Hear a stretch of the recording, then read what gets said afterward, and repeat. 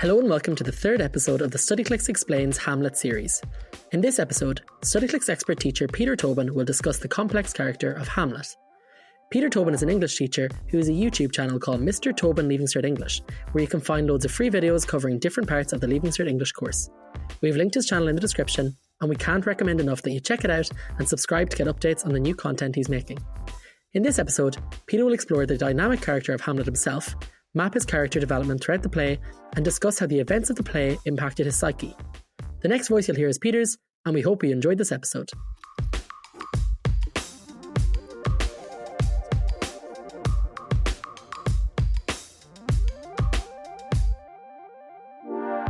So let's take a look at Hamlet himself first. The role of Hamlet is a challenge for any actor to play, perhaps the most challenging role in all of Shakespeare. And this is because of the ambiguity and uncertainty in the role. Is Hamlet the hero of the play or the villain? Why does he wait so long, delaying vengeance and constantly going over it in his mind?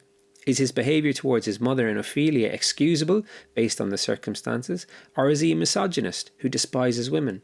The Shakespeare biographer Peter Ackroyd says that, in turn, Hamlet displays himself as ironic, sincere, obedient, despairing, disgusted, welcoming, questioning, disgusted, speculative, impetuous, angry, scholarly, antic, jocular, actorish, despairing, of mimic disposition, sarcastic, welcoming, speculative, despairing, exuberant, self-punishing, changeable, confused, contemptuous, actorous, courteous, playful, threatening, hesitant, fierce, scornful, rhetorical, bewildered, soul-searching, macabre, furious, mocking, stoical, parodic, and resigned. That is an impressive list, and it just goes to show how enigmatic Hamlet is. He even tells his mother, as well as his friends Rosencrantz and Guildenstern, that they don't fully know him. In fact, it seems that he fully doesn't know himself either. More than 100 years ago, the critic W.F. Trench said about Hamlet, "We find it hard with Shakespeare's help to understand Hamlet. Even Shakespeare himself, perhaps, found it hard to understand him.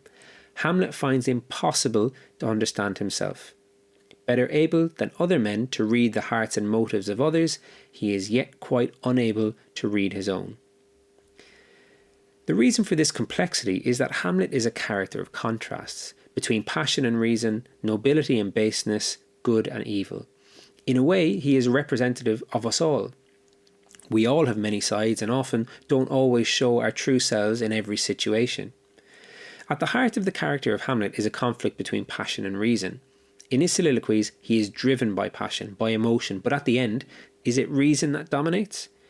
It is this conflict that drives much of the drama in the play. His father's ghost tasks him with taking revenge and killing Claudius, and yet he spends the majority of the playing humming and hawing over whether he should, talking about it non-stop instead of doing. We also have the impression that Hamlet is well loved and respected by others. Horatio, the character who knows him best, is devoted to him. Ophelia praises his character. He is loved by the people of Denmark to the point that Claudius, as the new king, is worried about losing the throne to him. But he also behaves terribly towards the female characters, kills without remorse, and leads his supposed friends to their deaths without a second thought. Can we reconcile this Hamlet with the good and virtuous Hamlet, the Hamlet that critics and commentators in the past have declared as the most noble and sympathetic of all Shakespeare's characters? To do this, I believe it's important we are able to explain his poor behaviour by looking at the events that befall him, and if we can do that, then it's possible to look at him in both lights. And if we can't do that, then perhaps Hamlet is, in the words of the poet T.S. Eliot, a neurotic and alienated from common or good society. We can also explain, if not justify, his behaviour when we consider what he was like before we meet him. We learn enough about Hamlet through his philosophical pronouncements in monologues and soliloquies to paint a picture of the sort of character he is before the action of the play begins. He has had a happy childhood. He loves and is loved by his parents. He has had a university education where he has learnt about beauty and art and the great achievements of man. He has close friends from his youth, and also his closest companion Horatio, who is devoted to him.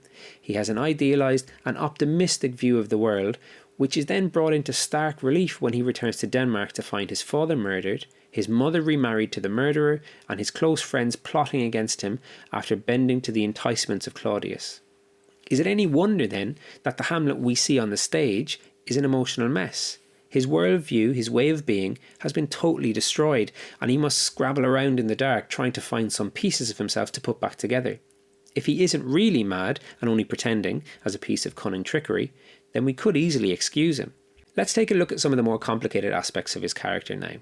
So we know that the Hamlet we see is in distress. He is not the perfect courtier that Ophelia refers to as the expectancy and rose of his fair state. He is shocked by his father's murder, and doubly so that his father's ghost has returned to encourage him to commit murder.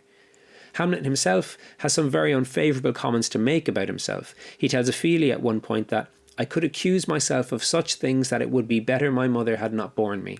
He would agree then with many of the things that critics have said about him, and why he's such a complicated character. When we look at Hamlet's dealings with others, we see that often they are marked with bitterness, cynicism and hatred.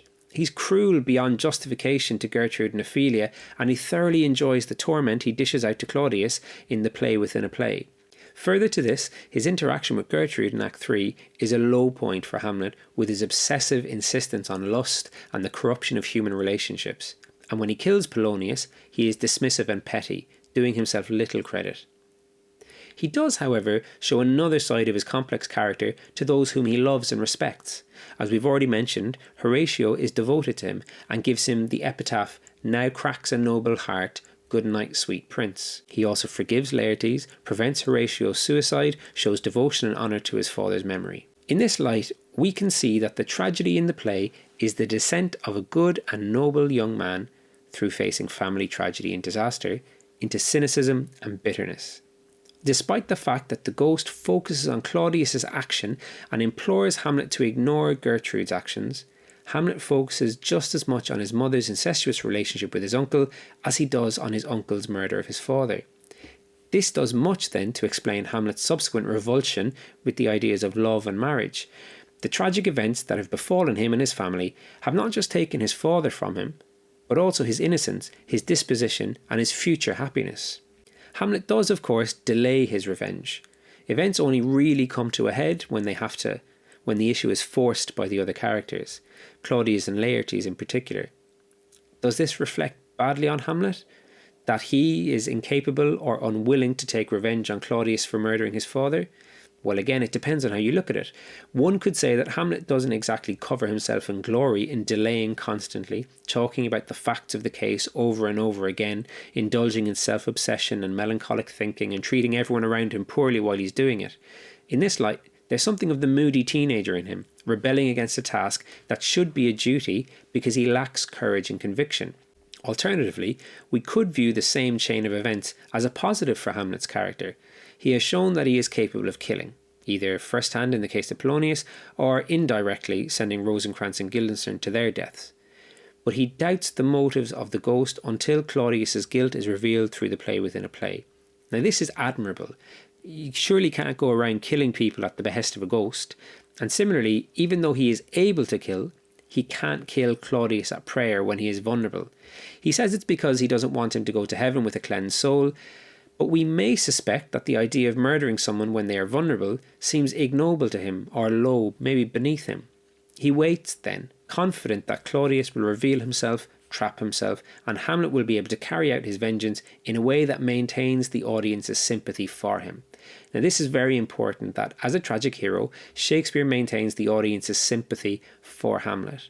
If we were to see him murder Claudius while he prayed, it's unlikely we would be able to view him in the same way as we do at the end. Through this, Hamlet is able to maintain the moral high ground and occupy an elevated position in comparison to his enemies. That concludes Peter's analysis of the character of Hamlet. We hope this helped you gain a deeper understanding of Hamlet and equipped you with ideas and phrases that you can use in your essays. Once again, if you enjoyed this, we would really encourage that you check out Peter's YouTube channel, Mr. Tobin Leaving Cert English, which is linked in the description. Trust us when we say this is an incredible free resource for 5th and 6th year students. And we hope you stay tuned for more content like this.